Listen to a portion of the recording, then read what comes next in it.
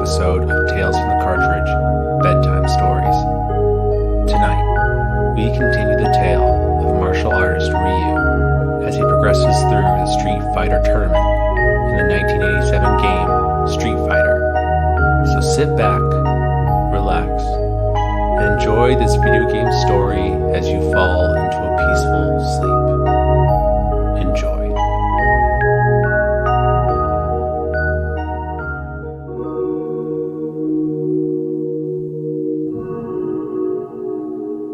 Having just defeated Joe, the American karate champion, Ryu traveled across the country to South Dakota, where his next opponent awaited.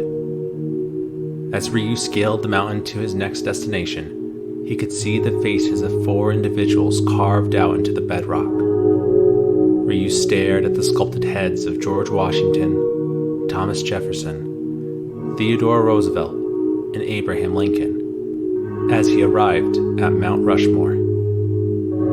No tourists would be allowed at that destination, as it would be home to the next Street Fighter bout. As Ryu set his bag down, a man with short black hair and clothed in a dark red shirt, jeans, and sneakers walked forward. His fists were wrapped as he held them up in front of his face. His name was Mike, and he was a former heavyweight boxer. Mike was notorious for having killed an opponent in the boxing ring in the past.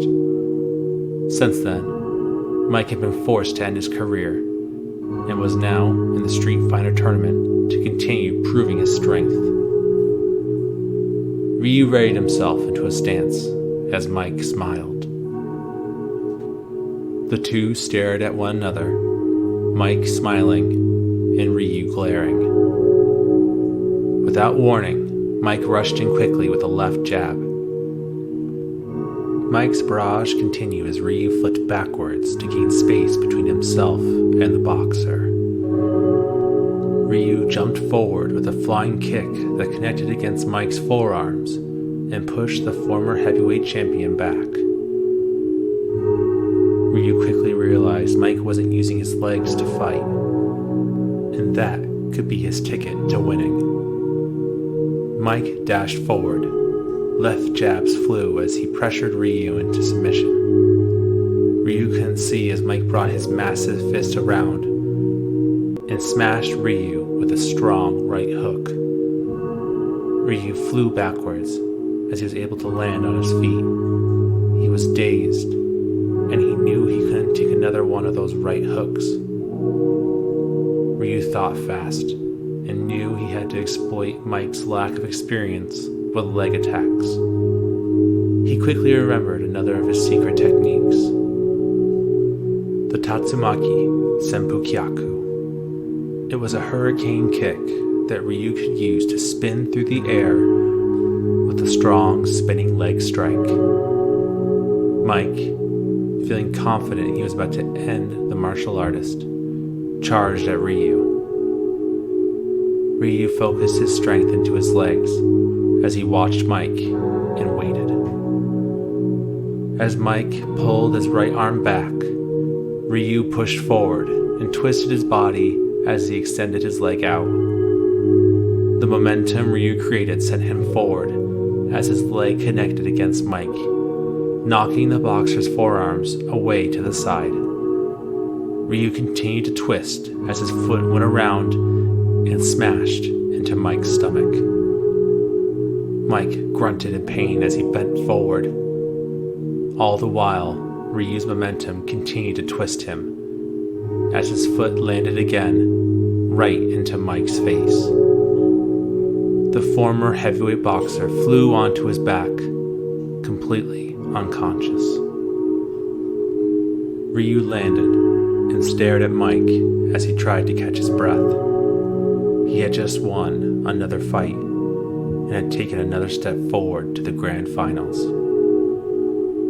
From behind him, the Street Fighter representative came forward with a smile on his face. The representative congratulated Ryu as they passed him a plane ticket. The destination was marked for China. Ryu said nothing as he picked his bag up and walked to the private jet waiting off in the distance.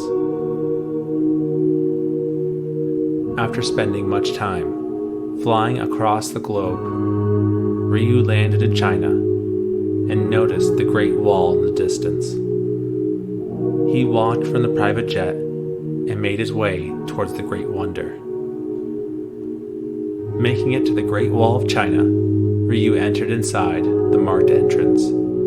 He walked up the many stairs and out onto the pathway of the Great Wall, where he emerged to find a Chinese man dressed in purple traditional Chinese clothing. The fighter's name was Li, and he was an expert in Chinese boxing. Li's gaze seemed to go through Ryu as he got into a stance. Ryu quickly put his bag down and followed suit. The two men stared at one another as a soft gust of wind drifted across the men's still bodies. At the same time, the martial artists jumped forward as their flying kicks connected with one another. Ryu knew he couldn't hold back as he prepared, pulling his fist forward and upwards. His Soryuken technique connected with Li's guard, which sent the Chinese fighter back. Ryu knew that wouldn't be enough to win, but the Soryuken had to have hurt his opponent. Li wasted no time to close the gap as Ryu landed on the ground and connected 3 fist strikes against the Japanese fighter, sending him flying onto his back. Pain shot throughout Ryu's body as he slowly stood back up. Li's endless gaze continued to almost peer into Ryu's soul. Having enough, Ryu ran forward as his and Li's fists connected against one another. As the two fought against each other, Ryu knew he had to try something different. Something that would throw Li off enough to end the fight. Ryu thought and thought, desperately trying to focus on the fight, but also on a move that would work against Li. And as he pondered, he thought of a move he had never used before. And the image of his last opponent, Mike, flashed in his memory. A right hook. Li would never see it coming. Li backflipped and charged forward as Ryu positioned his fist back. When the time was right, Ryu threw forward his right hook. Li's face showed complete shock as his guard was smashed away long enough for Ryu to position into a Soryuken and unleash it upwards, knocking the Chinese boxer out cold. Ryu landed on the ground and fell to his knees. The fight against Li had been his hardest yet. It was a fight he almost lost. The Street Fighter representative approached Ryu and instructed him to meet his next opponent in the nearby city. Ryu took a deep breath, slowly stood back up, and grabbed his bag as he began to walk away from the Great Wall. That night, Ryu found refuge at a nearby inn, and he recuperated from his fight. He wondered if he could go all the way. As negative thoughts began to creep into his imagination, Ryu clenched his fist as hard as he could and pushed those thoughts away. He had to believe he could win, or else he truly would lose. The next night, as instructed, Ryu wandered the streets of the Chinese city he was residing in. He wandered the dark streets that were illuminated by the fluorescent lighting of the shops lining the roads. As he came to the next street, he recognized the Street Fighter representative standing nearby, that same smile they always wore. With a point of their finger, Ryu knew he had to follow in that direction. He turned to the next street and found no passerbys, no tourists, no anyone. The street felt unsettled and empty, except for one individual. A man stood alone in the street. His purple clothing was loose and flowed with the wind as he turned to face Ryu. His name was Gen. Gen was an older man. His features included long gray hair and a beard. His wrinkles showed age and wisdom. Ryu felt uncalm as he stared at his opponent. A sense of bloodlust radiated from the elderly master. Gen positioned himself into a martial arts stance as a sign to Ryu that he was ready to fight. Ryu obliged and followed suit. Ryu knew he'd have to use all of his senses to win this fight. Gen looked experienced based on the stance alone. One misstep and Ryu would lose more than just the tournament. He took the first initiative and closed the gap between himself and Gen. Gen's arms flowed through the air as he knocked away Ryu's fists effortlessly. Ryu showed only surprise as Gen put his open palms side by side and rammed them into Ryu's chest. The young fighter lost his breath, and Gen kicked him hard into his stomach. Ryu bent down onto one knee as he held onto his stomach. Gen circled around him like a shark, ready to devour his next meal.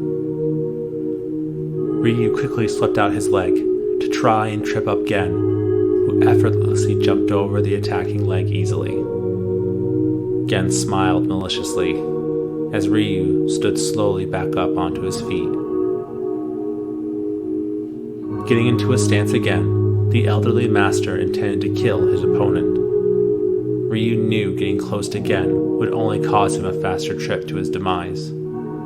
He stared at Gen as he remembered his best long-range move, the Hadouken. By concentrating his energy into his hands, Ryu could shoot out an energy wave, causing significant damage. Taking a deep breath, Ryu spread his feet into a solid stance as he held his hands back, one over the other. Gen looked at Ryu in confusion. He couldn't tell what the young fighter was thinking. Maybe he was desperate. Maybe he was just bluffing. To Gen, it did not matter. One more attack, and he would move closer to winning the tournament. Gen's smile grew wider as he dashed forward to finish Ryu off. Suddenly, a bright light grew into Ryu's hands. Ryu concentrated his energy into the palms of his fingertips and pushed it forward as it shot through the air and collided into Gen. The force of the blast radiated against Gen, and a fierce blow sent shockwaves throughout the assassin's body. Ryu watched as Gen's legs became weak, and he collapsed onto the ground. As Gen faded unconscious, he cursed the young fighter and the unlikely attack that he was able to pull off. Ryu's hands burned as he relaxed his muscles. He staggered to his bag, where the tournament representative waited. In their hand was another plane ticket. The ticket was marked for England. Ryu read it and smiled. He had always wanted to see Big Ben in person.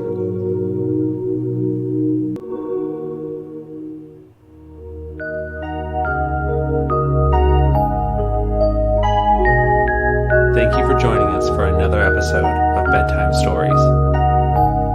We'll be back with the third part of our Street Fighter story in the coming weeks. Please let us know what you think of our bedtime stories on our social media or by emailing us at talesinthecartridge@gmail.com.